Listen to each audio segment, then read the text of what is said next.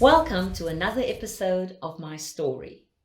Having a baby may trigger some very powerful emotions, from sheer excitement and delight to depression and anxiety. Today, my guests experience everything but first mom euphoria. Please welcome to the set of my story, my guest today, Leslie Sonn-Savage. Welcome, Leslie. Hello, and thank you for having me. So, Leslie, you have this amazing story to share with us. And in a recent article, I read postpartum, call it the baby blues, affects 1 in 4 mothers around the world. Baby blues is an emotional lows coupled with raging hormones, leaving new moms miserable, weepy, anxious, and afraid. Please share with our viewers today your story. Okay, at the outset, I just want to say it has to do with the mother and the pregnancy and the chemical imbalances and the hormones and not the baby. It has nothing to do with the child. And so my experience was that I had this vision that by the time I'm 30, I would have a daughter and her name would be Isabella. And that's exactly what happened. And I was in the kids ministry for more than 10 years, and I thought my purpose was definitely with children. So I had this great expectation for this pregnancy and for this baby, and it was anything but that. So I had this perfect pregnancy, gave birth. My husband traveled for work, so a few weeks in, he had to travel, so I went to stay with my parents. And then came the negative emotions. And I didn't know at the time what I was experiencing, but my trigger I found out later was no sleep. So I had no desire to sleep because I had to feed this baby every 2 hours and I had to burp her. So what is the point of sleeping if you just have to wake up anyway? So I had no desire to sleep, no desire to eat, no desire to do anything, but I cared for my baby. And my husband wasn't in the country. Yeah. And so I had the support of my family and my husband's family. And so that is what actually helped me.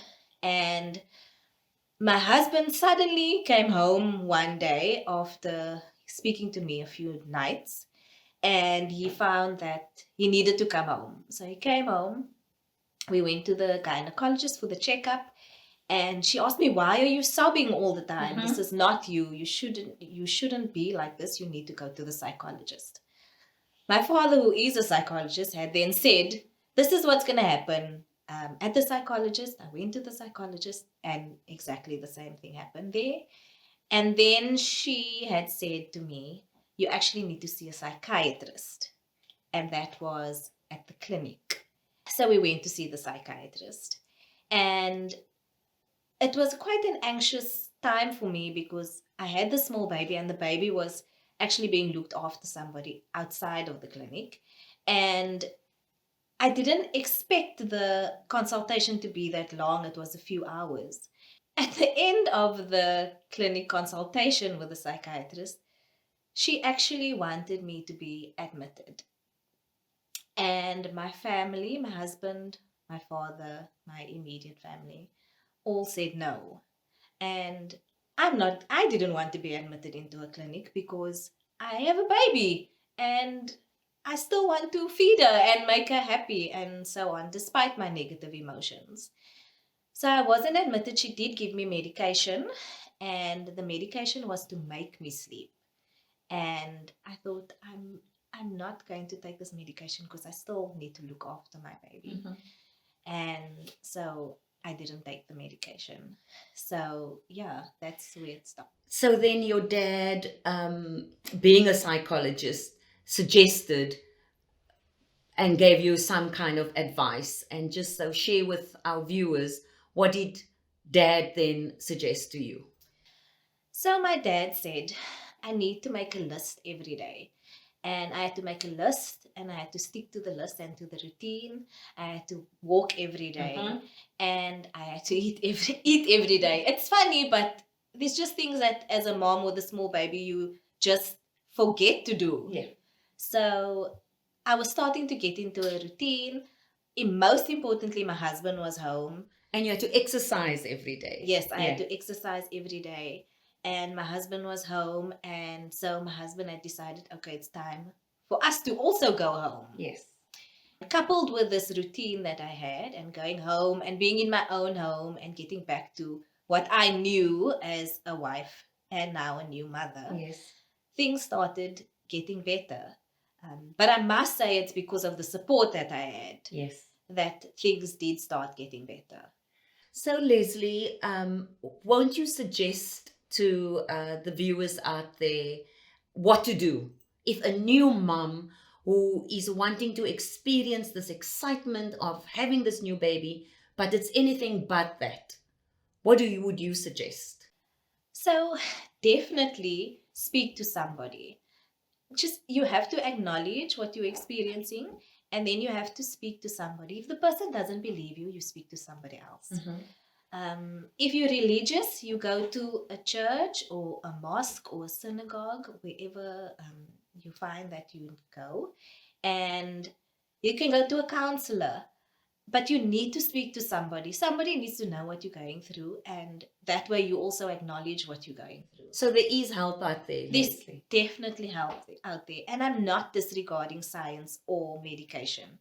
I joined a mom's group afterwards, and half of my mom's group actually took the medication immediately in the hospital before they were discharged. So I don't disregard science and medicine, but also there are others out there. Depression doesn't discriminate based on your race or your culture or your class or your rank in society. I like that. Yeah. It has nothing to do with that, but you need to acknowledge it, and you need a support system. You cannot do it alone. It takes a village to raise a child. Oh, that sounds wonderful. I like that. It takes a village. Your support system was great. You had a good circle of friends, your family, and then, of course, your husband being home with you, and shared the responsibility of parenting. And then you were invited by someone. Tell us about that. So a friend of mine had invited me to the color conference, and I still had a little bit of residual anxiety, and I was still in a bit of depression. And so we went to this color conference, and I had a vision that the time that I was in the deepest part of the depression, and I sat on that same bed for many days, I saw that Jesus was actually sitting next to me that whole time. And that sort of freed me from the depression. Yeah. It was reassurance that he was there all the time looking after me. So you were never alone through this dark period in your life. So, Leslie, what has subsequently happened since then? Subsequently, I've actually had another baby. She's 1 year old, and Isabella is actually 6 years old already. It's crazy. Unbelievable.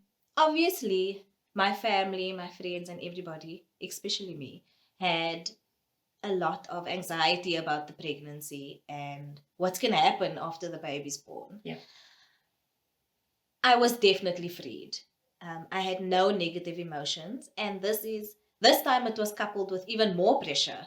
So a week after we've left the hospital, it was level 5 lockdown. So there was a pandemic, and I had a full-time job, and I had another child. So there was more pressure than before. Yes. And exactly the same sleep patterns, but I had no negative emotions.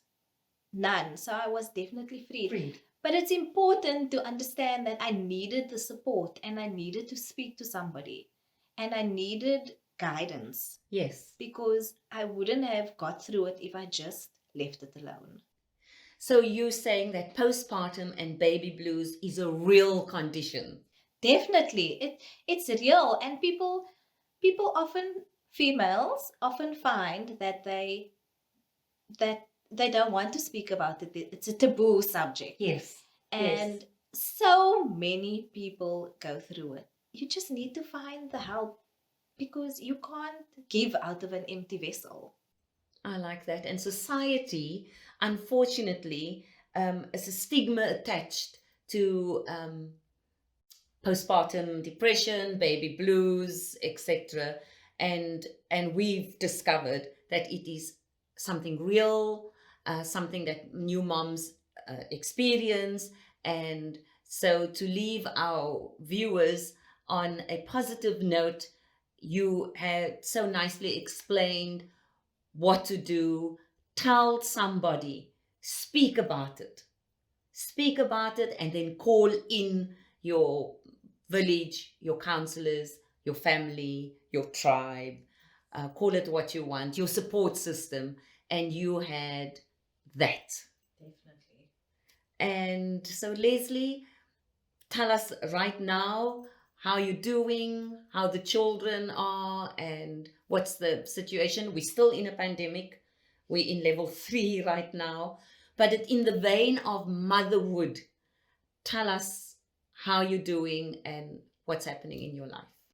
So I'm still working full time. It's actually funny because I work from home with my children, which is it's something. Let's just say it's something.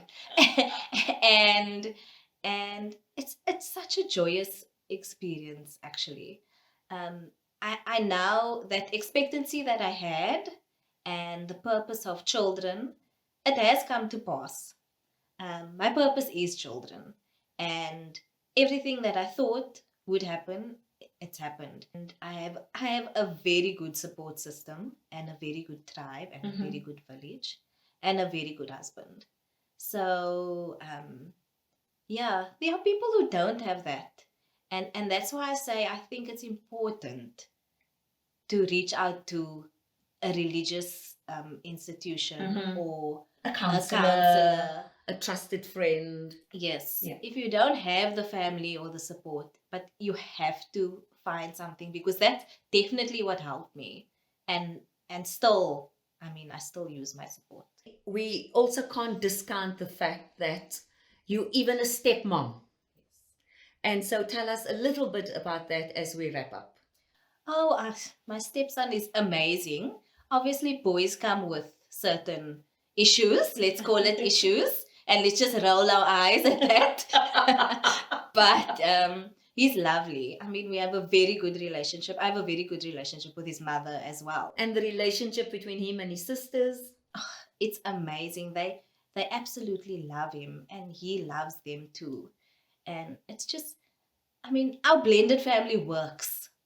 I like that. Our blended family works. Yes, it definitely works. And he's amazing. He's amazing big brother. He's the epitome of what you mean when you say my big brother, to the girls especially. They look up to him. Definitely. He adores them. And so thank you.